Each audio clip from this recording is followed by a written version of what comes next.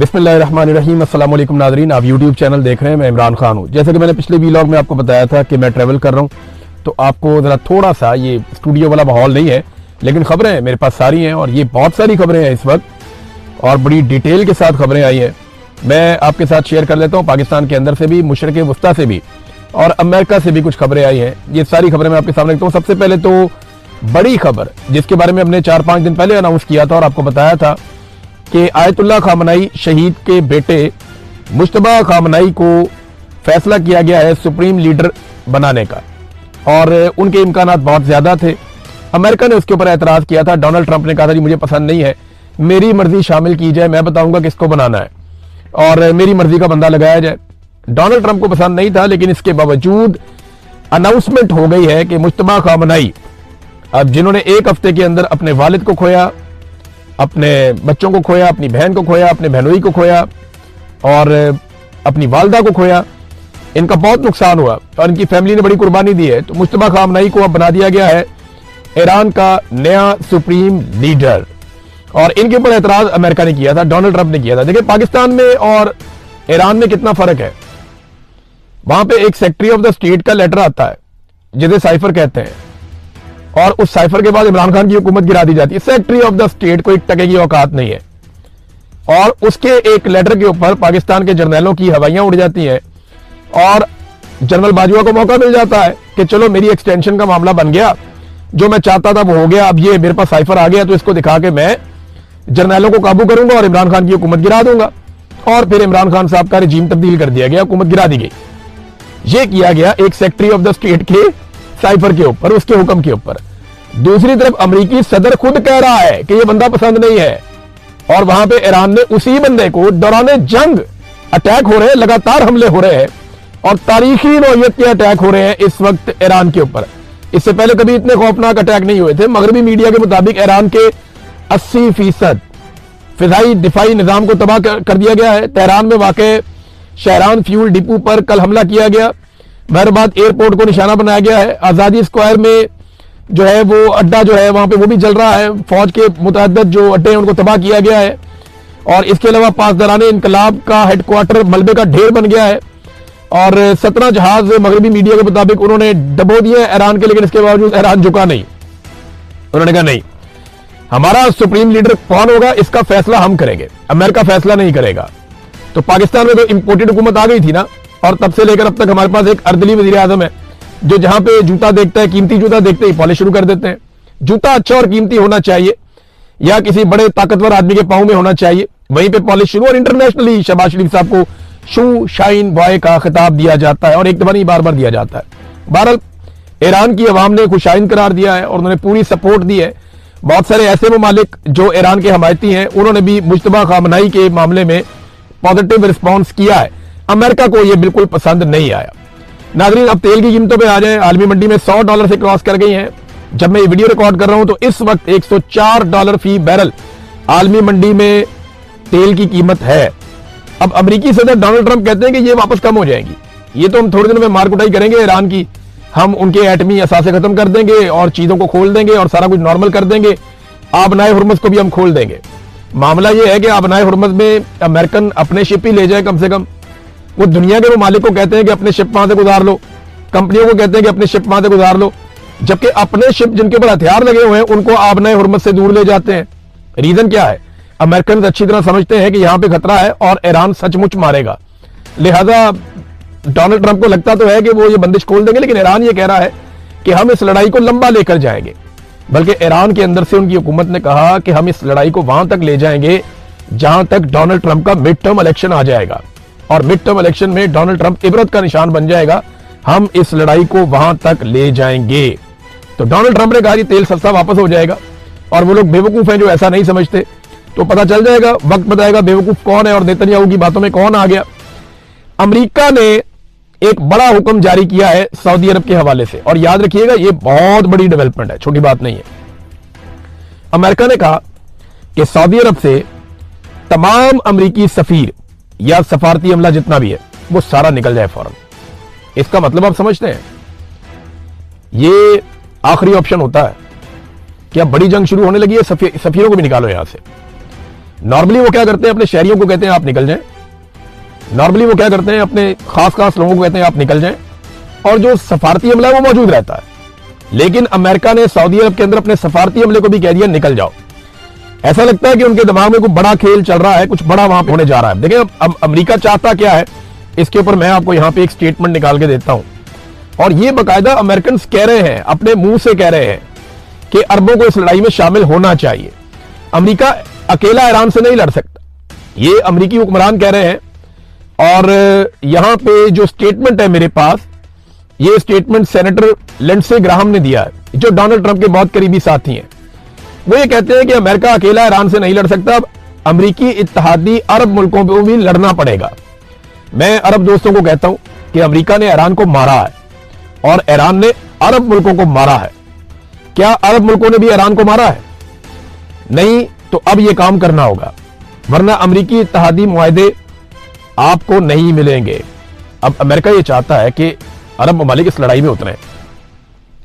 अरब मुल्कों ने आखिरी लड़ाई कब लड़ी थी, आपको याद है?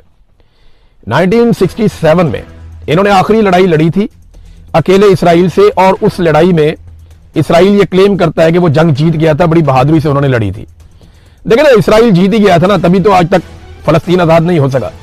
अगर तो अरब लड़ाई जीत जाते तो आज फलस्तीन एक रियासत होता, फलस्तीन एक अलग मुल्क होता। तो अरब ममालिक इकट्ठे भी इसराइल से उस वक्त नहीं जीत सके थे, तो उनकी जंगी काबिलियत का तो आपको अंदाजा है। अब जब ये अरब खुद नहीं लड़ेंगे तो लड़ाएंगे किसको? ये पाकिस्तान को लड़ाएंगे। पाकिस्तान की फौज जो है वो एक प्रोफेशनल लड़ाका फौज है, और उसको लड़ाने के लिए मुंह में पानी आ जाता है जिसको भी लड़ाई लड़नी होती है। और पाकिस्तान के फील्ड मार्शल को तलब भी किया गया था कि जनाब इधर आए, हाजिरी दें, आपको बहुत पैसा दिया हुआ है, आपके पास बड़े वसाइल हैं। एक फौज और भी बनाई गई थी, इस्लामिक फोर्स, जिसके 54 इस्लामी मुल्क, पता नहीं 52 इस्लामी मुल्क थे, उनकी एक बहुत बड़ी फोर्स बनाई गई थी, इस्लामी फोर्स थी। उसने फलस्तीनियों को तो कभी आज़ाद करवाया नहीं, उसने कश्मीरियों को भी कभी आज़ाद नहीं करवाया, उसने लबनान के ऊपर और गजा के ऊपर बमबारी को कभी नहीं रुकवाया। लेकिन वो फोर्स अब किधर है?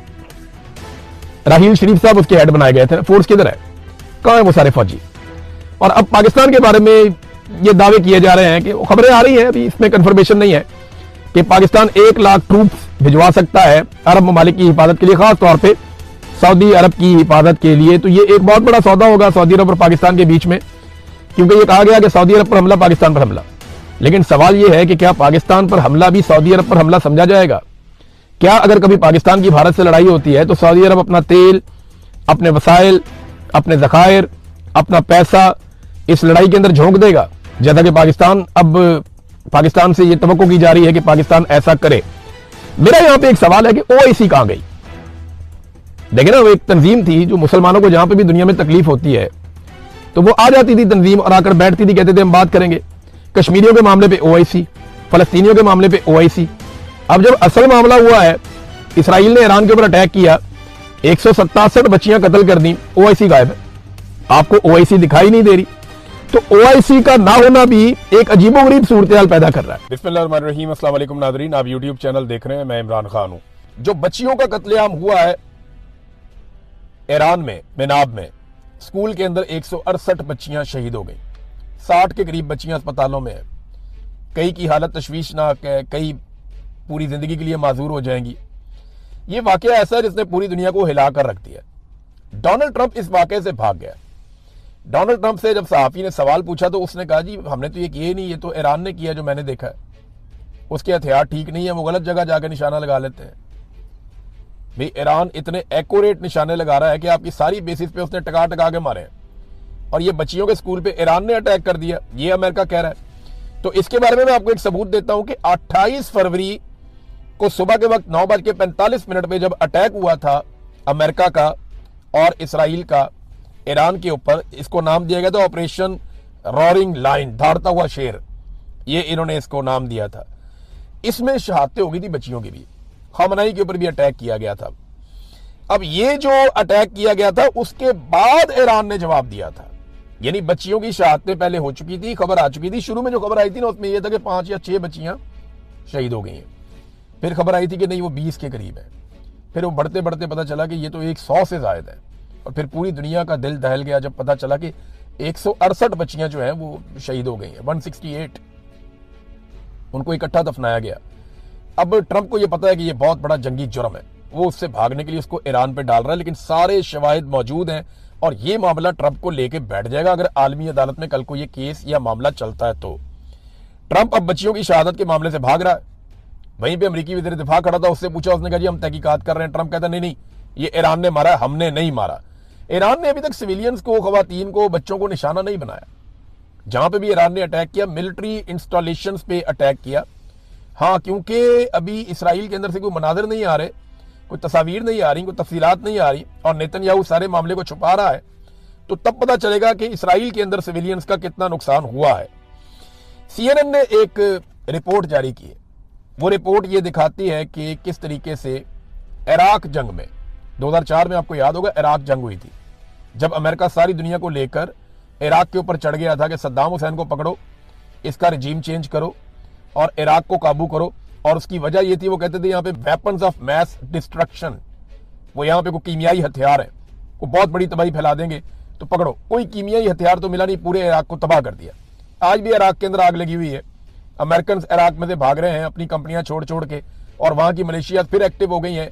वो अमेरिकी असासों को वहां पे जला रहे हैं, उनको नुकसान पहुंचा रहे हैं। अब CNN ने रिपोर्ट दिखाई कि 2004 में उस वक्त की जो अमेरिकी हुकूमत थी, उसके जो बयानात थे, एग्जैक्टली वैसे ही बयानात आज की जो अमेरिकी हुकूमत है वो दे रही है। अंदाजा करें, 22 साल गुजर गए, ना अमेरिका के बयानात बदले, ना तरीकाकार बदला, ना पॉलिसी बदली और ना ही इनके बयानात और हथियार बदले। यानी जिस तरह इन्होंने उस दौर में किया था, बिल्कुल वैसे ही इस दौर में भी कर रहे हैं, कोई फर्क नहीं है। और CNN एक्सपोज कर रहा है, लगातार एक्सपोज कर रहा है। ईरानी सदर ने खुफिया मुकाम से एक पैगाम दिया, वहां पे उनके साथ एक गालिबन इंजीनियर या साइंटिस्ट भी खड़े थे और पीछे कुछ हथियार नजर भी आ रहे थे। तो ईरानी सदर को अब महफूज किया गया है क्योंकि वो निशाना बना रहे हैं इसराइली और अमेरिकन। तो उन्होंने कहा अमेरिकी सदर ने गलत किया, मेरे बयान का गलत मतलब लिया। 168 मासूम बच्चों का कत्ल किया गया, गजा में 60,000 कत्ल कर दिए, और ये बेशर्मी अमेरिका और इसराइल ने की है। फिर कहते हैं हम ईरानियों को कत्ल नहीं करना चाहते, हमलावरों का हम डट कर मुकाबला करेंगे, ताकत के साथ उनको जवाब देंगे। हमने जो माफी मांगी है वो सिर्फ खित्ते के अवाम से है जो इन तनाज़ात से परेशान हो रहे हैं, यानी हमारे ब्रादर इस्लामी मुल्क जो हैं, उनके जो अवाम परेशान हो रहे हैं, उनसे हमने माजरत की थी। और साथ उन्होंने कहा खित्ते के ममालिक हमारे दोस्त हैं, हमारे भाई हैं, मगर जहां से हमला होगा वहां हम जवाब जरूर देंगे। और ये दोनों अलग अलग चीजें हैं, समझें इसको और सिंप्लीफाई कर लेते हैं। आज एक आपका घर है और एक सामने दूसरे बंदे का घर है। आपका एक दुश्मन आता है, दूसरे बंदे के घर की छत पे चढ़ता है और आपके घर पे ईंटें मारना शुरू कर देता है। आप निकलते हैं, उसका दरवाजा खटखटाते हैं, आप कहते हैं यार इसको मना करो, ये ऊपर से ईंटें मार रहा है हमारे घर में। तो वो कहता है जी मैं इसको मना नहीं कर सकता और मैं इसको इजाजत नहीं दूंगा, लेकिन वो फिर ईंटें मारता है आपको। आप फिर जाते हैं, जाए कहते हैं जनाब ये क्या है यार, आपके छत से चढ़ गए मुझे मार रहा है ईंटें। आप वापस ईंट मारते हैं तो वो आपके गले पड़ जाए, वो आपको ये कहे जनाब आप मेरे घर पे ईंट क्यों मार रहे हैं। भाई लगातार आपके घर में वहां से ईंटें मारी जा रही हैं। तो ये मैं सिंपल करके आपको बता रहा हूं, बिल्कुल सिंपल करके आपको बता रहा हूं। ये हो रहा है इस वक्त ईरान और सऊदी अरब के बीच में।